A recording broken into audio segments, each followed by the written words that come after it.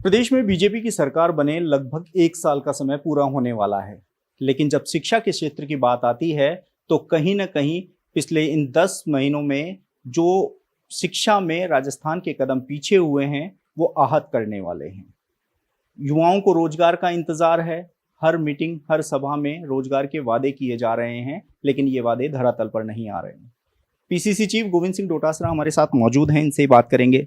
Sir, 1 साल का समय हो गया है, अभी तक रोजगार के दरवाजे नहीं खुले, जबकि रोजगार के ढिंढोरे पीटे जा रहे हैं। देखिए, सही बात यह है कि 10 महीने में इस सरकार ने एक भी वैकेंसी नहीं निकाली, एक भी बेरोजगार को अपनी निकाली हुई वैकेंसी के आधार पे एग्जाम करा करके और नियुक्ति नहीं दी गई। जबकि जो ये दावे किए जा रहे हैं बड़े बड़े, ये वो नई नियुक्तियां हैं जो हमारे कांग्रेस के सरकार के समय नियुक्तियां हुई थी।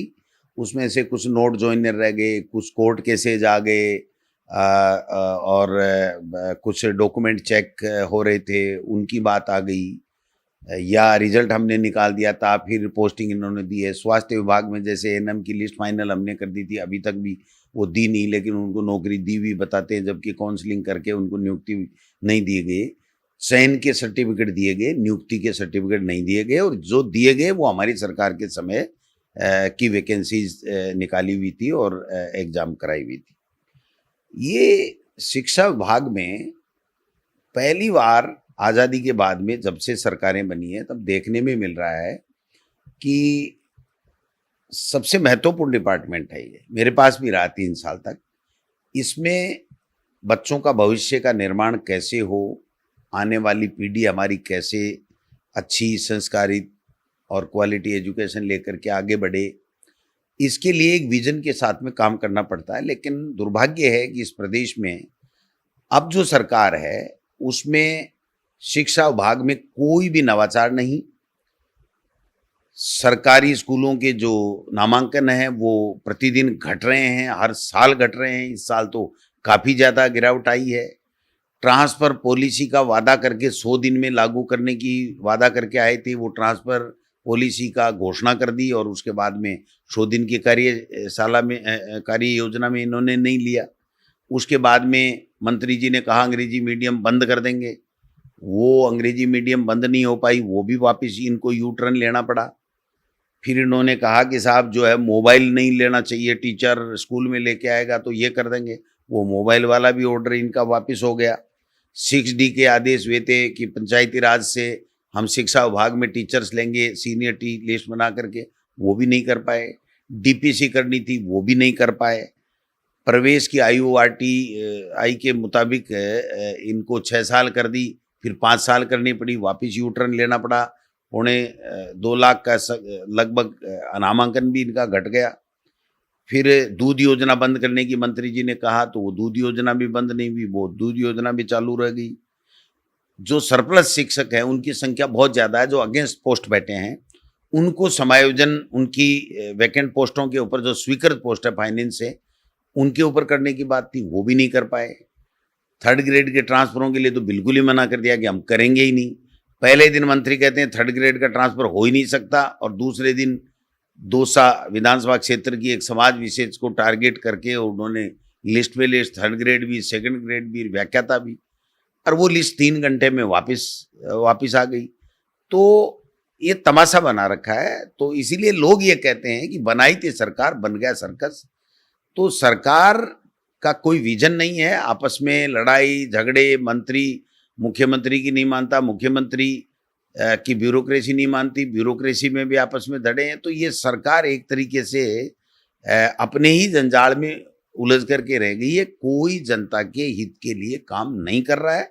मैं समझता हूं कि शिक्षा विभाग एक जैसा विभाग है, उसमें एक विजनरी व्यक्ति शिक्षा मंत्री हो तो आने वाली पीढ़ी के लिए कुछ नवाचार करके जाए। अब आप इंग्लिश मीडियम स्कूल देख लीजिए, एनसीईआरटी का सिलेबस हम लेकर के आए, इन्होंने कबाड़ा कर रखा था। चाहे जैसे आदर्श जो इनकी स्कूलें हैं उसके ऊपर तर्ज के ऊपर जो पाठ्यक्रम कर रखा था, हमने उसको करके, और एनसीईआरटी सिलेबस पूरे देश में चलता है, उस एनसीईआरटी सिलेबस को लगाया।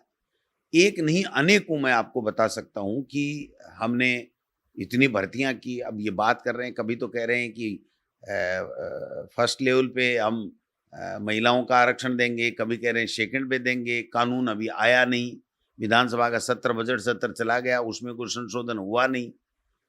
तो दिशाहीन सरकार है ये, और भ्रमण, भाषण और भ्रमित करने वाली और यूटर्न लेने वाली सरकार साबित हो रही है।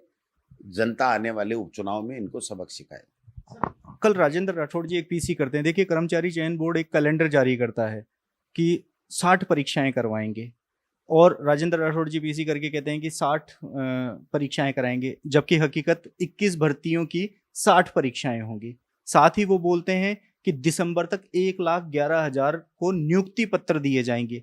ये सरकारी हैं, प्राइवेट हैं, संविदा हैं, कोई खुलासा नहीं है। बस कैलेंडर जारी होते ही एक प्रेस वार्ता उन्होंने करी। वो पहली बार उनको मेन थीम में वापस लाया गया है, तो मैं उनको मेरी तरफ से शुभकामनाएं दूंगा। लेकिन उनको तो जितना लिख के बता रहे हो उतना ही तो बोलेंगे वो, क्योंकि वो अभी मेन स्ट्रीम में है नहीं, तो उनको पता भी नहीं है। जो सरकार ने कोई पर्ची दी होगी वो पर्ची उन्होंने पढ़ दी होगी। लेकिन मैं आपको विश्वास के साथ कह सकता हूँ, बड़े मतलब जिम्मेदारी के साथ में कह सकता हूँ, इस सरकार ने एक भी वैकेंसी निकाल करके नई भर्ती कराने का काम नहीं किया। ये सिर्फ और सिर्फ हमारी जो कानूनी पेचीदगियों में, या नोट जॉइनर हैं, या कोई डिग्रियों के वेरिफिकेशन के अंदर जो उलझी हुई थी, या जो वेटिंग लिस्ट है, उनकी भर्तियों की बात कर रहे हैं, और चयन का सर्टिफिकेट दे रहे हैं, नियुक्ति पत्र नहीं दे रहे हैं, ज्वाइनिंग का कोई ऑर्डर नहीं दे रहे हैं। सर, अगर बात करें एसआई भर्ती, इस समय सबसे ज़्यादा हॉट इशू बना हुआ है। हर रोज सरकार सिर्फ एसआई भर्ती को लेकर ही मंत्रणा, कमेटी, मीटिंग सब करते हैं। ये जोगाराम पटेल कहते हैं कि हमने रिपोर्ट सौंप दी है, तथ्यात्मक जानकारी दी है, सिफारिश नहीं की है, तो फिर कमेटी क्यों बनाई? एसआई भर्ती में आपने भी सुना है, चाहे सीएम हो चाहे डिप्टी सीएम हो, एसआई भर्ती को ही टारगेट करते हुए नजर आए। देखिए, एसआई भर्ती के माध्यम से भारतीय जनता पार्टी में सहमात का खेल चल रहा है। किरोड़ी जी मुख्यमंत्री जी को मात देना चाहते हैं, मुख्यमंत्री जी मंत्री समूह के माध्यम से किरोड़ी जी को मात देना चाहते हैं, और पिस रहा है हमारा वो नौजवान जो मेहनत करके, ईमानदारी के साथ में तैयारी करके बना था, या जिनकी जगह फर्जी लोग आ गए और जिसकी वजह से उनका हक मारा गया। वो दो जो कैटेगरी हैं वो इसमें पिस रही है। तो जो फर्जी लोग आ गए उनके खिलाफ आप कार्रवाई करें, और जल्दी से जल्दी नई भर्ती निकालें, और पोस्ट बढ़ा दें, सरकार के हाथ में है। तो सबका जो है वो इंटरेस्ट जो है वो क्लैश नहीं होगा। तो मैं समझता हूँ कोई विजन के साथ में काम करने की आवश्यकता है, जो ये सरकार नहीं कर पा रही है। रोजाना देखने को मिल रहा है, कोई मंत्री कुछ बयान दे रहा है एसआई भर्ती पे, कोई कुछ दे रहा है, ब्यूरोक्रेसी कुछ दे रही है, और एक तरीके से पोपा बाई का राज है ये।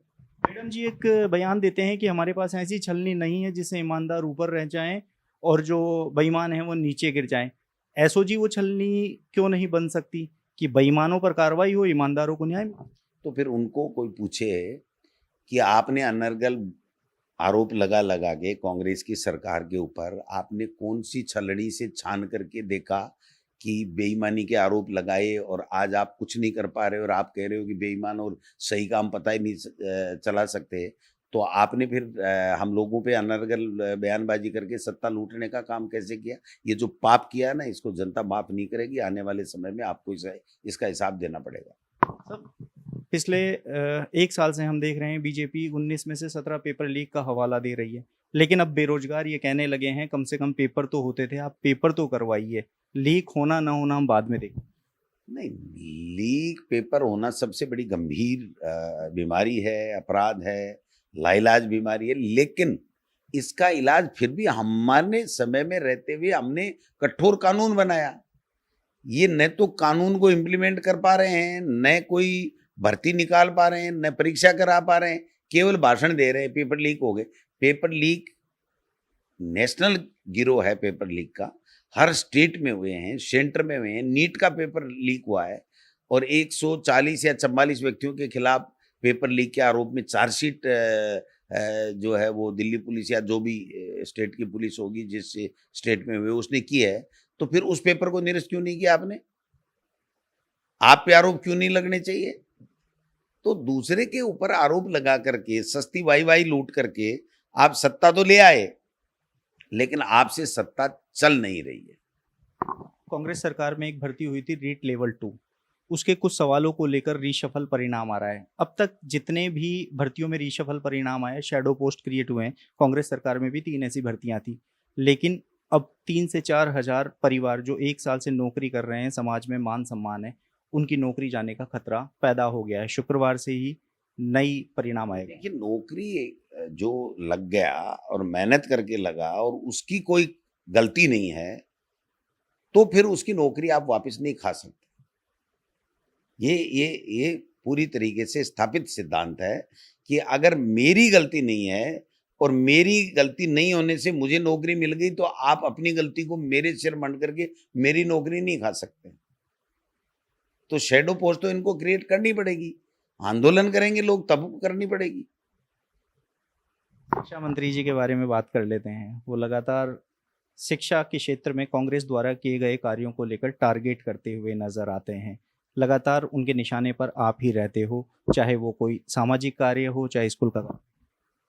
शिक्षा मंत्री जी को चाहिए कि वो शिक्षा के बारे में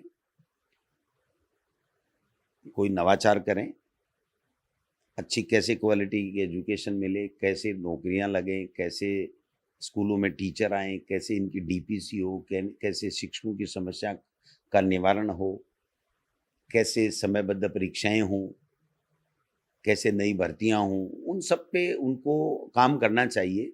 जो ये अनर्गल बयानबाजी है उससे उनको बचना चाहिए, क्योंकि एक ऐसा महकमा है